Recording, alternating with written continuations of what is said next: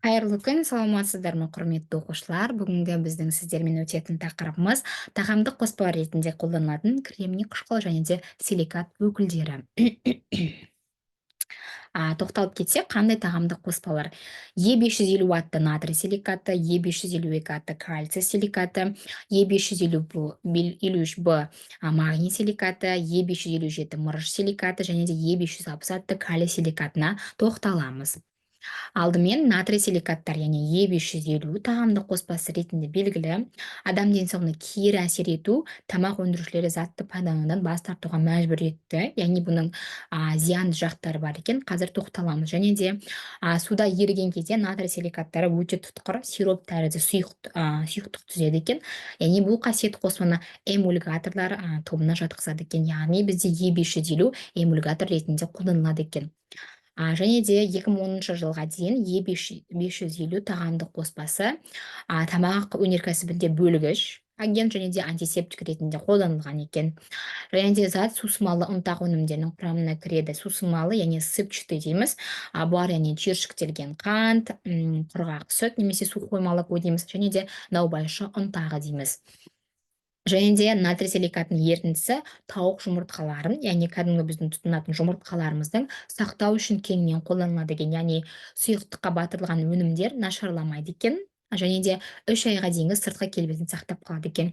Яғни бізге келетін, басқа өңірлерден келетін тауық жұмыртқаларының түр әлпеті неге сондай, әлде жақсы немесе жаңағы құрамы нашарламайды десек, осы Е550-ге байланысты екен. Келесі зияны келетін болсақ, яғни Ресей Федерациясының бас санитарлық дәрігерінің қаулысымен Е550 қоспасы өндіріске рұқсат етілген. Жалпы азық-түлік тізіміне алып тасталынған болатын. Ал Еуропаның көптеген елдеріне Е550 тыйым салынған екен. Және де келесі біздің қозғалатын тағамдық қоспамыз Е552 атты метакремний қышқылының кальций тұздары, яғни орта силикат, пиросиликат және де басқаларын қозғаймыз.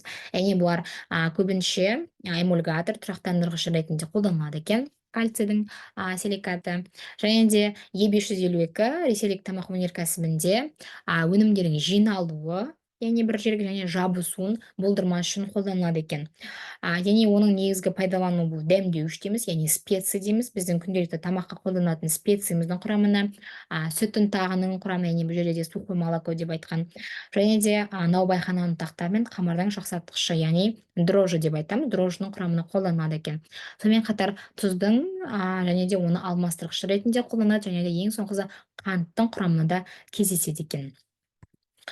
Кальций силикатының қолдануына келетін болсақ, мынандай қызмет бойынша, яғни қоюландырғыш, қышқыл тұрақтандырғыш және де толтырғыш ретінде мынандай заттардың құрамында кездеседі, яғни бұл үгітілген және де туралған ірімшік, кондитерлік желе өнімдері, ашытылған сүт өнімдері және де ет пен балық консервілерінің құрамында кездеседі екен. Қаупіне келетін болса, Е552 эмульгаторы барлық елдерде рұқсат етілген екен. Қауіпсіз күнделікті нормасы анықталмаған екен. Өнімдердің құрамында 10-нан 30 граммға дейінгі аралықта қолдануға рұқсат етілген екен. Және де біздің келесі тағамдық қоспамыз Е553Б атты магний силикаты. Яғни жаңағыда силикаттармен қосып бірге мынандай функцияны атқарады, яғни қышқыл тұрақтандырғыш, антисептикалық агент ретінде.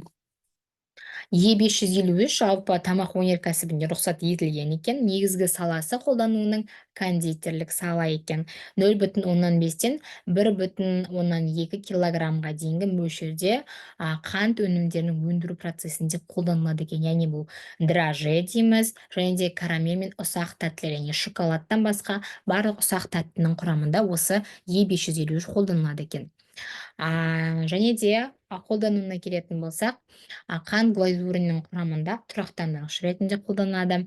Жеңіл меруерт жылтырлығы бар тегіс жабын, яғни жаңағы сыртындағы жабынның тегіс әрі жылтырап тұруына көмектеседі екен. Сонымен қатар карамельдің жабық және де орауыш материалдарға жабысуынан қорғайды. Яғни карамель бізде өзі физикалық қасиеті бойынша жабысқақ қой, және де сыртқы орамына жабыс қылмау үшін және жабыстығын азайту үшін осы Е553 қолданылады екен.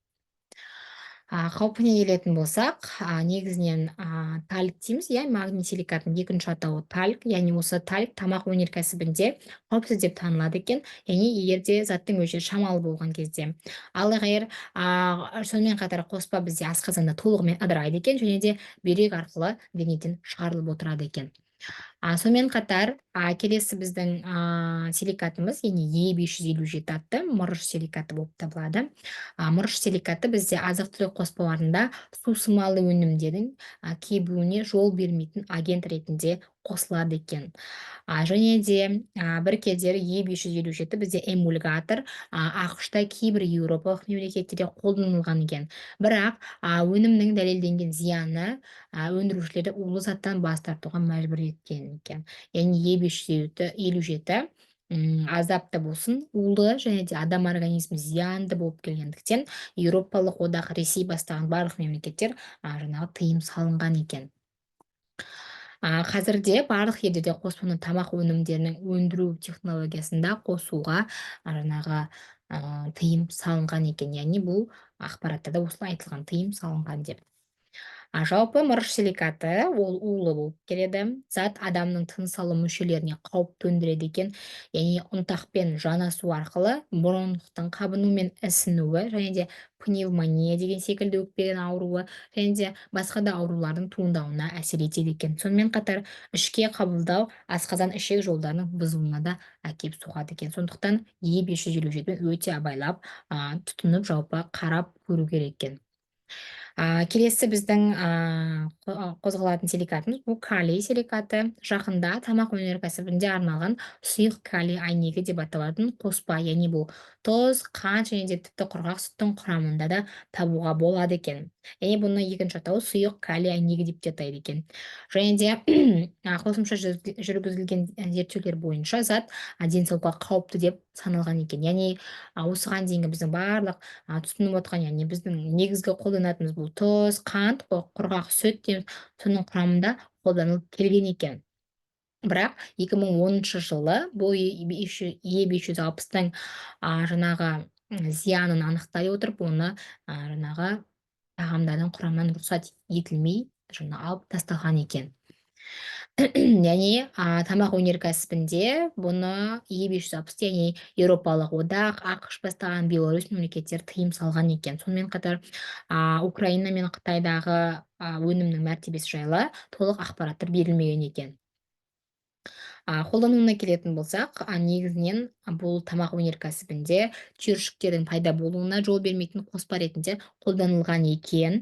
Зат құрғақ сүтке, құрғақ кілегей, наубайхана сияқты барлық заттың құрамына дерлік кіргізілген екен. Сондықтан кез келген жаңағы әр күн сайын ақпаратты оқып отыру керек екен. Және бұл 2010 жылға дейін рұқсат етілген болса, ол уақыттан кейін рұқсат етілмеген. Сондықтан егер де байқаусызда сондай Е560 атты заттар, тағамды қоспасы бар заттар көрген болсаңыздар, міндетті түрде оны айту керек екен.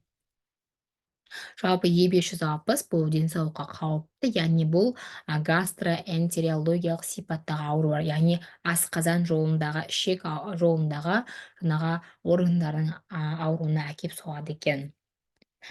Жалпы осымен бүгінгі біздің сабағымыз аяқталды. Назарларыңызға рахмет, сау болыңыздар.